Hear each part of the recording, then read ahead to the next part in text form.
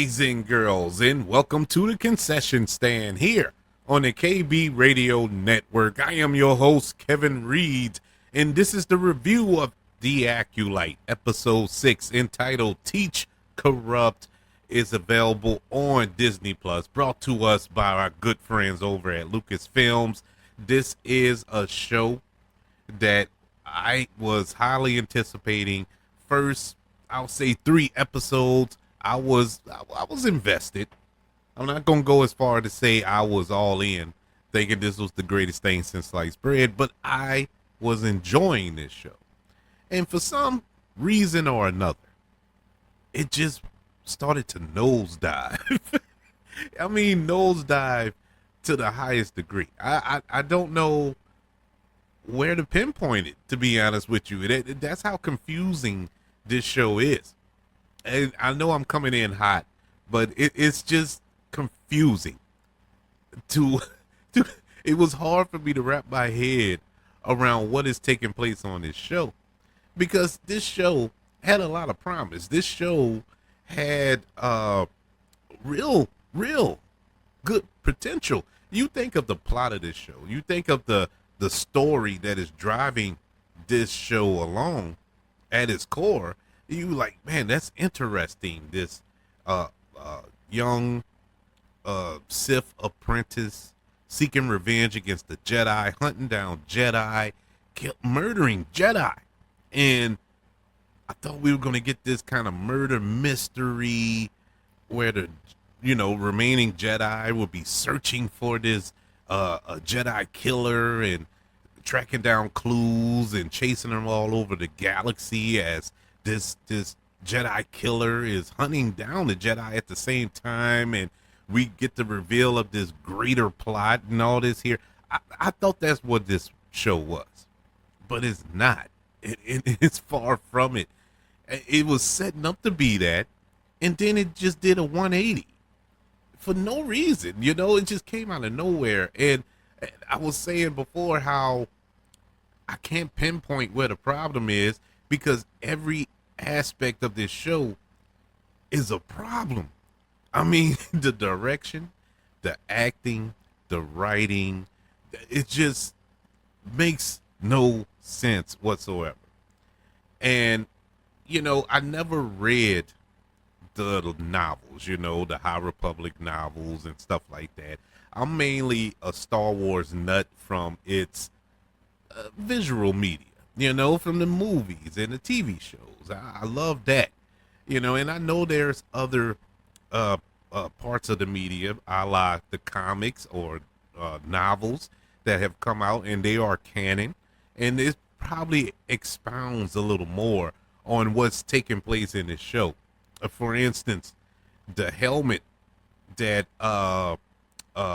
Kumar uses to fight the Jedi that pretty much deactivates a lightsaber. I didn't know what that was in last week's episode, but it was explained in this episode, and the material he used to make that helmet is talked about in the novels and stuff. I don't know about all that. I had to research it after not yesterday, but last week's show, because it was tearing me up. Like, how is he doing this? And so, okay, that makes sense, but it's not explained. And that was my problem, or is my problem with this show. A lot of stuff isn't explained. Now, I'm not asking the show or any show or movie to write it down on construction paper in crayon for me. I'm not slow. They don't have to give me every single detail.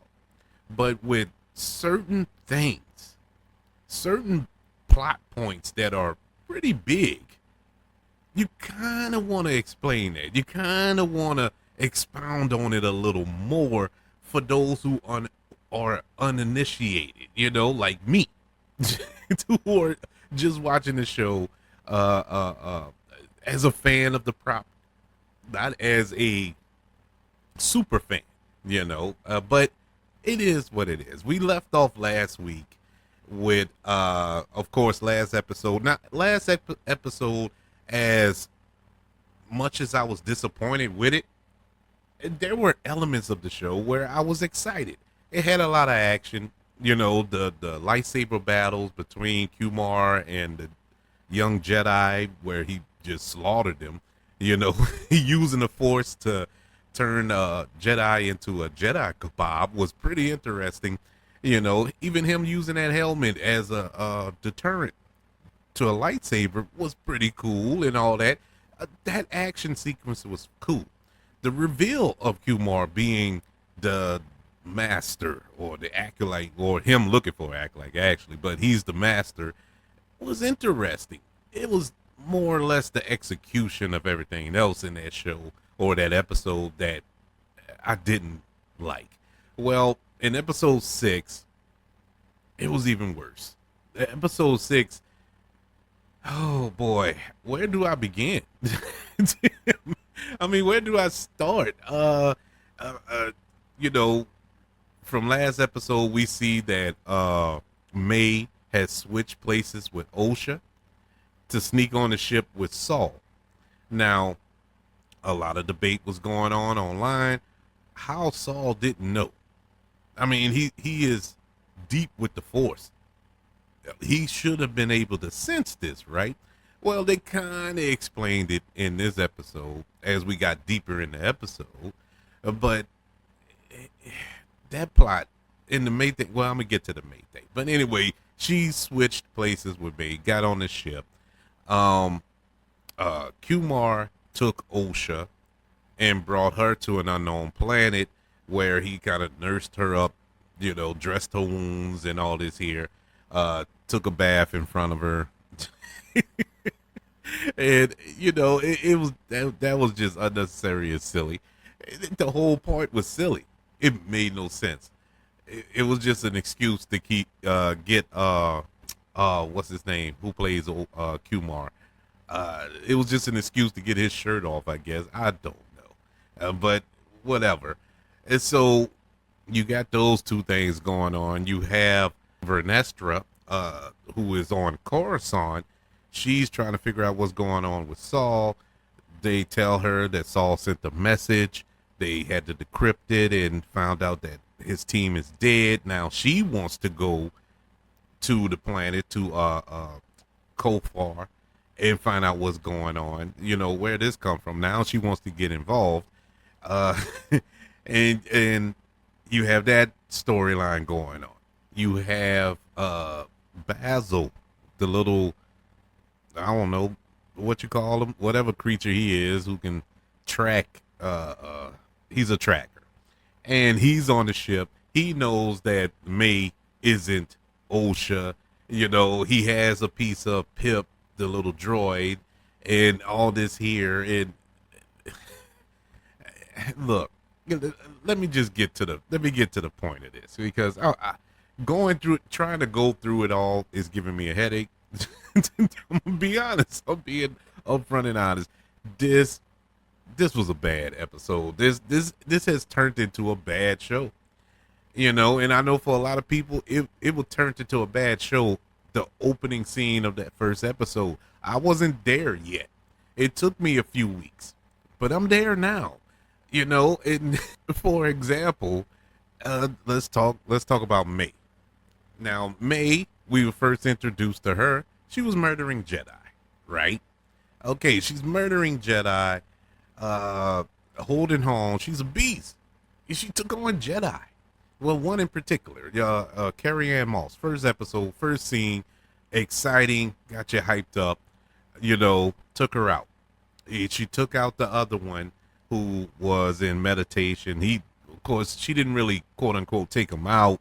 You know, gave him that poison, but whatever.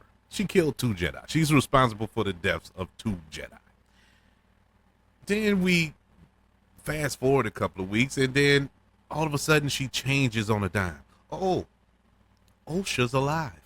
Everything changed now. I'm going to turn myself into the Jedi. I'm going to tell them all what I did and tell them about the master and blah, blah, blah. All right. Okay. A little sudden, but let's see where this goes. 1 week later, or 1 episode later, because it wasn't a week chronologically on the show. On the show, it was like 5 minutes later. she changes her mind again. Uh, she witnesses her sister about to be murdered. Now, just a second ago, you realized she was alive, and your whole world changed. You wanted to be with your sister and all this other stuff. Next second, you were about to just stand there and watch your sister be murdered. You fought the Jedi, and now you're sneaking on a ship, posing as your sister, not knowing if your sister is alive or dead.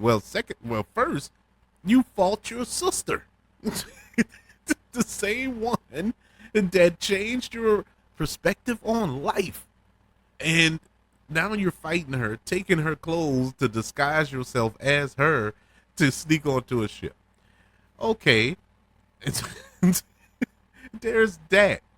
There's the character of Ausha. Now we have Ausha. Ausha, I don't know her motivations. I don't. We're 6 episodes in, and I have no idea what is Osha's mindset. Do she want to be a Jedi? Do she want to catch her sister? Do she want to find out what happened on her home world? Do she want to just go off and live her private life? I have no clue. I have no idea. There's that. Then at the end of this episode, she puts on the helmet that was worn by Kumar and breathing in this helmet like she's Darth Vader. I mean, they literally used the same breathing noises. And you have that going on. So has she embraced the dark side? Now, all of a sudden, in this episode, she's talking about being a Jedi to Kumar, taking him in and all this other stuff. He puts on his charm and trying to entice her to the dark side and whatnot. And by the end, like I said, she puts on the helmet and this, that, and the third. Oh, that's all it took? That's all it took? A 10-minute conversation, and now, okay, I embrace the dark side. She never indicated at no point in the previous 5 episodes that she was willing to turn to the dark side. It made no sense. All right, you have Saul, who I absolutely love in this show. I love Lee Jung Jae's performance as Saul. And to add to the fact that he learned English for this role. He never spoke English until he got this role. And with you knowing that, you would appreciate his performance even more. Because this man who just learned the language is out acting everybody on this show who native language is English. It is mind-boggling. Now, I don't know if he's that good or everybody else around him is that bad, but I am enjoying his performance. His character, that's a different story, especially in this episode. Now, I have no idea what his motivations are. What's his mind frame? Because before, he seemed like a pure Jedi. He seemed pure in his intentions and everything. All that has flipped. Now, granted, they've been planting seeds throughout the show that there's more to what happened on what is it, Brindok, where Ausha and May are from. There's more than what meets the eye, what that took place on that planet. And Saul, 9 times out of 10, was involved. And so there is that element there. The seeds have been planted, but it seemed throughout the performance of Lee Jung Jae that his character is pure at heart until this week. And it makes no sense. Kumar, I understand the flip. I understand that. That's the only change that I get, because he was this bumbling little idiot in the first 2 or 3 episodes, and then we got the reveal. So now it all makes sense. That was all a ruse. That was an act. Okay, cool. I'm cool with him. I'm cool with him. But the actress who plays Vernesta, that is a miscast role. And I don't like getting on shows like this and just bashing actors because I can't act. So if I was on, if I was in front of a camera, I would be worse than anybody that I criticize. I fully acknowledge that. But I gotta call it like I see it. She was miscast in this role. I'm pretty sure she's a good actress. I'm pretty sure. Just not in this role. She is stoic. She is stiff. She's just delivering lines. You know, there's no life in her performance. There's no living in that character's skin. She's just reciting lines. And I can't feel it. I'm not digging it at all. And she's setting up to be a major character. And according to what I researched, she is a major character in the High Republic novels and stuff. All right, but I don't know about the High Republic novels, so this is my first introduction to this character. And I'm not impressed. I'm not impressed. Now, I am impressed by her lightsaber whip, because she doesn't have a conventional lightsaber. She has a whip. And that's pretty cool. But she only used it to kill a bug, but that was that, you know. But it does set up something, or ask the question of all of us. When you saw the scars on Kumar's back, that looked like it came from a whip. Was it Vernesta? We shall see, you know. We shall see. But I thought that was kind of curious. But, you know, we have enough questions that need to be answered here in this show. And they just added another one that's going to live rent-free in my mind for another week. Yeah, man, overall, this show is so slow in its reveals and build. I can deal with the reveals coming later. I can live with it coming at the end of the season or even in the next season if you give me something to enjoy in between. There's nothing to enjoy. It's just gibberish. And these actors and actresses, like I said, I kind of jumped all over the actress who's playing Vernesta. And I'm sorry for that. But I can't really put it all on her. Because if you look at all the other actors in this show, they're all suffering. And I think that's from the writing. Just look at Amanda Steinberg. And she is playing Ausha and May. She's pulling double duty. She is doing a lot of heavy lifting here. But her performances are uneven and she's suffering. You can tell she's trying. She is doing the best she can to kind of, you know, do the yin and yang thing with the two characters. But it is not working as far as character development and getting behind one or the other. It's just not working. And I don't know.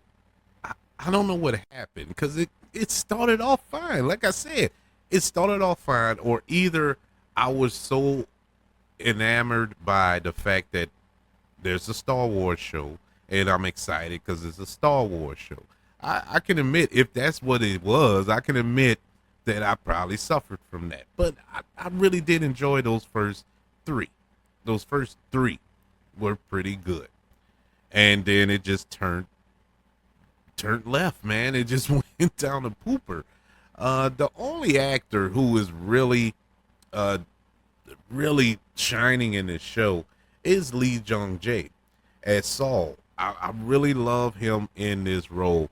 I'm a huge fan of his from Squid Game, and you know, it's good to see him in a quote-unquote American production, but he is doing a good job with what's given to him. I like Daphne King, but they killed her off. So there's that. It's just not working. It's not working. I don't know what's going to happen in these next two episodes, the final two episodes of this season. Can they turn it around? I don't think they can do enough to save this show. I really don't see it.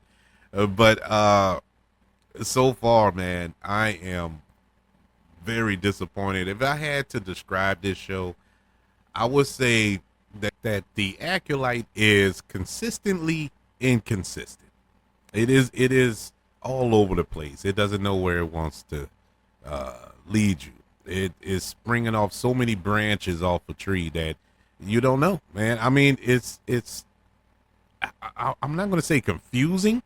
I'm not confused because I can see what's happening. It's just the execution. I mean, it's just poorly executed. Poorly. you know, it's a lot of potential. And I think that's the most disappointing thing of this show. It was so much potential. At its core, the story, the actual synopsis is a fire story. A Jedi killer. Jedi are hunting a Jedi killer. I would watch that show until my eyes bleed, if that's the concept we're going with. But that's not the show. That's not what they sold us. You know, this is something different. It's like you went to the store to buy Doritos. You picked up the Doritos bag, open up the bag, and Funyuns fall out. You know, it's like this ain't what I bought. It's just very disappointing. I hope that at least these next two episodes will be good. You know, it may not savage the show, but at least go out with two decent shows in this opening season, because I did read somewhere that there's a second season that they plan to do. I doubt it. You know, with the response of this first season, I doubt if it get a second season, but stranger things have happened. But that's my feelings on the Acolyte episode 6. I'm just, the show, I'm done. You know, it's like I'm done. I'm so frustrated with the show, but I'm so deep in. I'm in. You know, I gotta watch it to the end. I feel compelled to watch it to the end. I want to know your thoughts, though. Am I off base? Do you think this is great? I mean, do you think I'm crazy for feeling the way I feel? And if you are, that is fine. That is fine. We can agree on. We can agree without being disagreeable. You know. But I want to know your thoughts, and I want to know why you feel this is a pretty good show. I see potential. This is just a bad show with good parts in it. You know, sometimes you'll see good shows with some bad parts in it. This is a bad show with good parts in it. And, you know, that's just my thoughts. But I want to know yours. Email the show, kbradiopodcast@gmail.com.